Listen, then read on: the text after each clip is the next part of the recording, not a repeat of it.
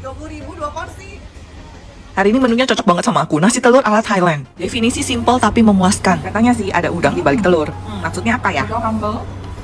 Kelihatannya cuma telur goreng, tapi perpaduan sama kondimennya bikin nagih. Gak berasa cuma kayak makan telur ya, tapi kayak makan satu paket lengkap. Dan yang paling utama, tentu rasanya ini enak. Kombinasinya pas, mulai dari telurnya, ebi, kacang, sambal, semuanya ngeblend. Langsung intip ya bikinnya gimana. Nah, pertama ini telurnya dipecahin pakai alat yang lucu banget. Habis itu dikocok pakai alat juga, jadi semua ada tekniknya ya. Tuh goreng minyak dan suhunya harus pas biar telurnya jadi fluffy dan matangnya juga pas. Nah nih kunci kenikmatannya, ebi bikinan sendiri. Jadi satu porsi ada nasi, ebi, telurnya kamu bisa pilih dadar atau mata sapi. Terus dikasih kacang goreng sama sambal, ini sambalnya juga mantep. Sekarang kita cobain yang telur mata sapi ya. Ini telurnya tuh emang cantik banget karena pakai telur omega. Nah, aku makannya tuh gini, ebinya, sambalnya, kacangnya dibenyakin ke telur sama nasi. Rasanya lengkap, ada creamy telur, gurihnya ebi sama pedesnya sambal.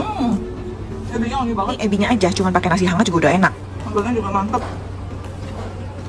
Langsung aku spill ya, namanya Otelor di Permata Kulinari Karawaci. Lagi ada promo 20.000 dapat 2 porsi.